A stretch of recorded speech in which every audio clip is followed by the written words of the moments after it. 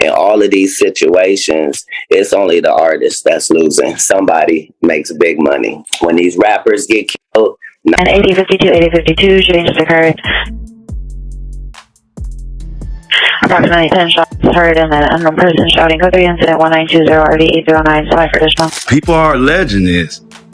Rihanna is a key material witness into this whole trafficking scheme or plot or whatever that Roc Nation and Jay-Z himself have been carrying out. Guys, things are getting very scary because people have now put together that both Rihanna and Nicki Minaj's homes in California have both... Y'all, take a second and process this. Because what happened on March 8th, 2026 doesn't sound like reality. It sounds like the opening scene of a nightmare. In the quiet hills of Beverly Hills, where security gates and million-dollar walls are supposed to keep danger out, something terrifying unfolded outside Rihanna's home. A woman later identified as Ivana Ortiz allegedly drove up to the property carrying an AR-15 style rifle and then pulled the trigger. Not once, not twice, but somewhere between 7 and 10 rounds fired directly toward the mansion while Rihanna and her 3 children were inside the house. Imagine that moment for a second. A global superstar inside with her kids, completely unaware that gunfire was about to tear through the calm of that night. By sheer luck, none of the bullets struck anyone. But the shockwaves from what happened next spread instantly across the internet. Within hours, the narrative seemed locked in. Authorities and headlines moved quickly to frame the situation as something disturbingly familiar, and obsessed fans spiraling into delusion.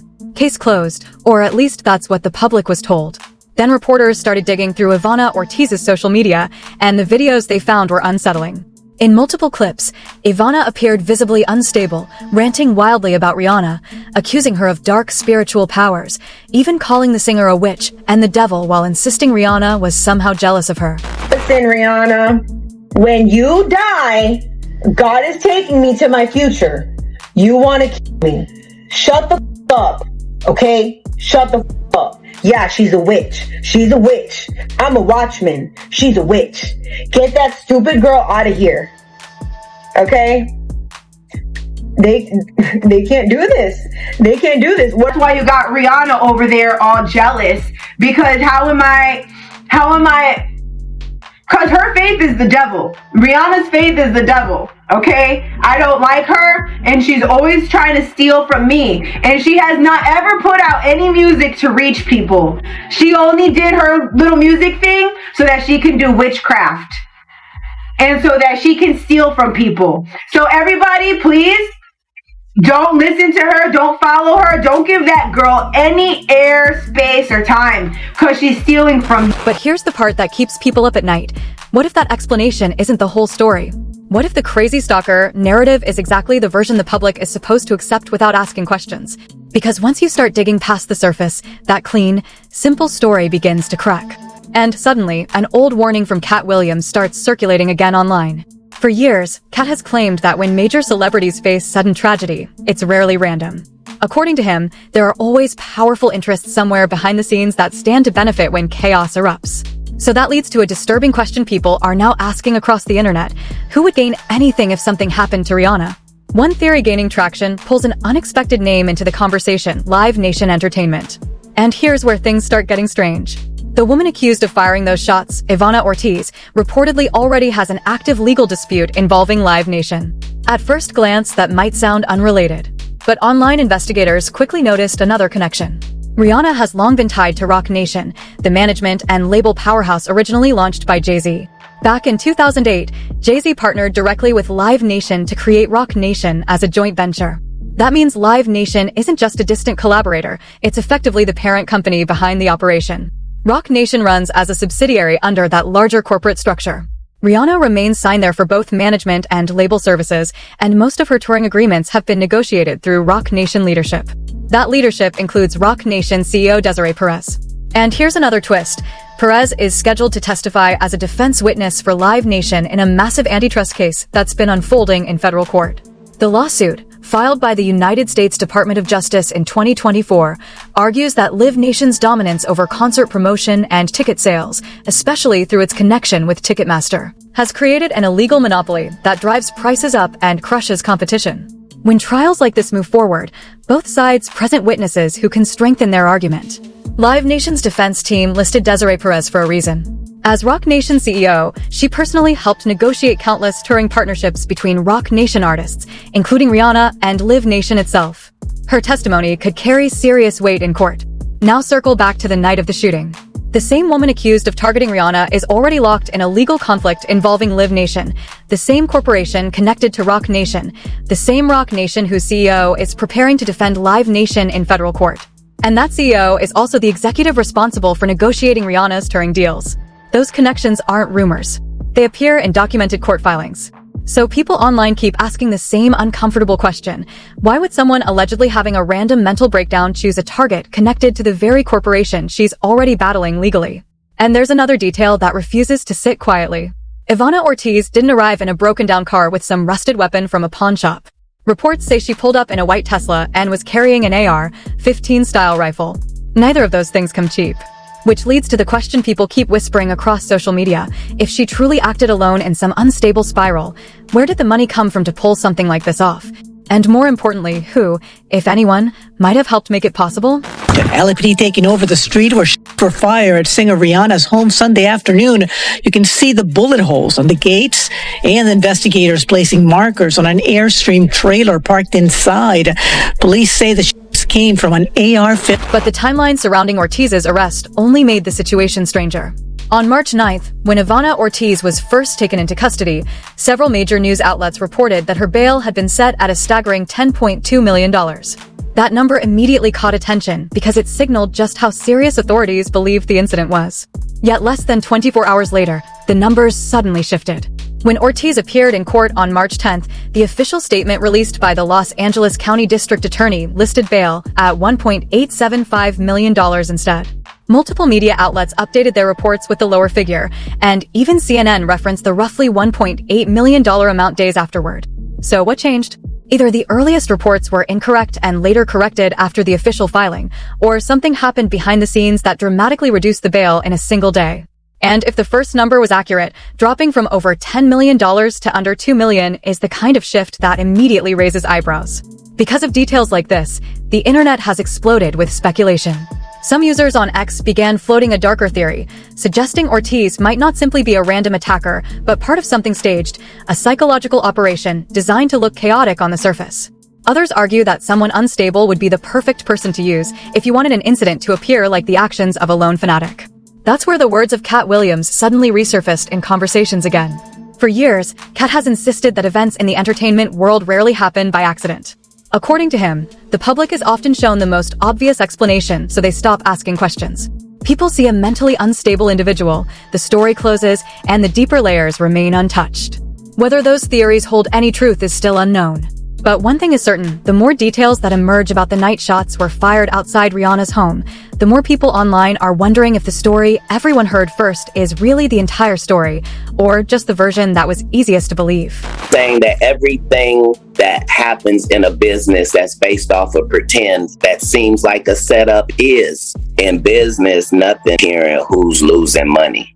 In all of these situations, it's only the artist that's losing. Somebody makes big money. When these rappers get done, somebody made $100 million and now don't have to, or none of their crew don't have to validate none of their contracts. Now only got to deal with the mama, only got to see her once a year, and it's over. And the money goes. So they killed this $20 million guy, but they reaped $60 million in benefits.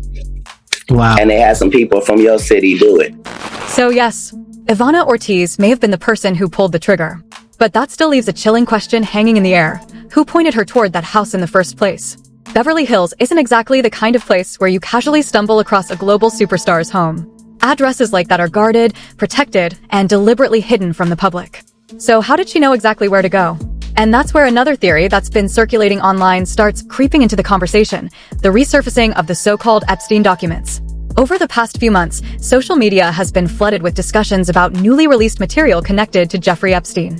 In January 2026, millions of pages tied to Epstein-related investigations were made public, unleashing a wave of speculation across the internet as people began combing through the documents for familiar names. During that frenzy, one name suddenly started trending again: Jay-Z. The conversation centered around something referred to as an FBI hotline tip from years earlier.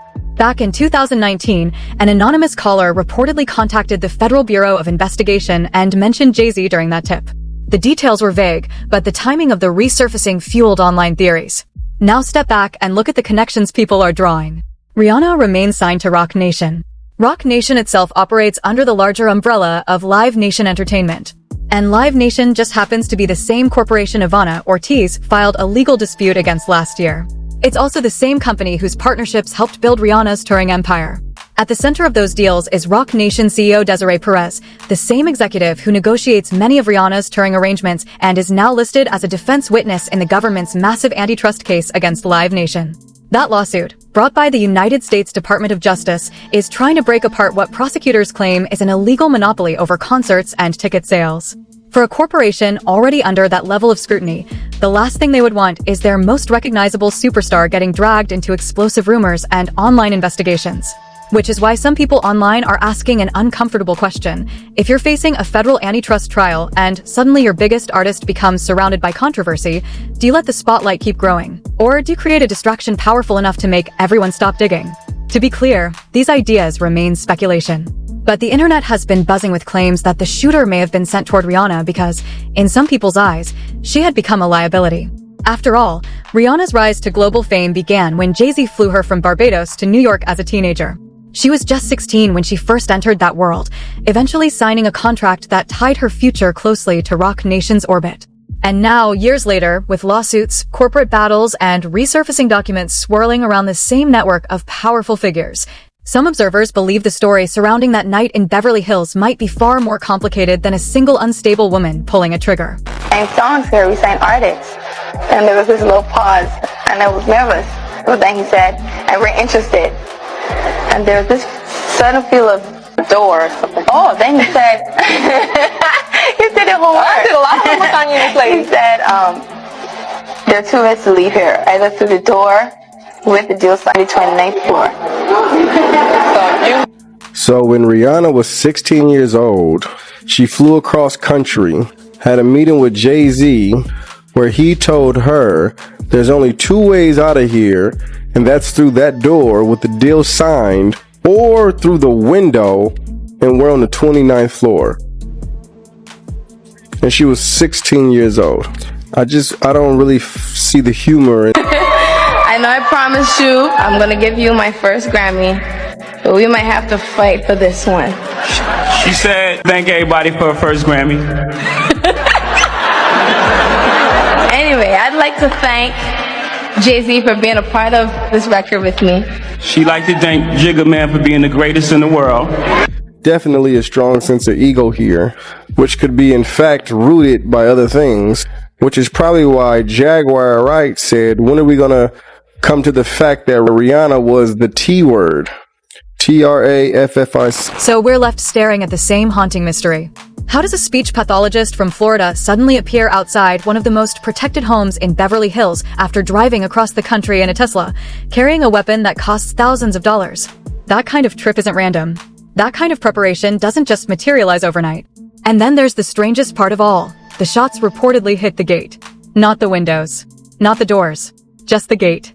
If someone truly intended to reach Rihanna, why stop there? Why not ram through? Why not keep firing? Unless the goal wasn't elimination at all. Unless the goal was fear. Because intimidation sends a message. A loud one. The kind that echoes through an entire industry without anyone needing to say a word.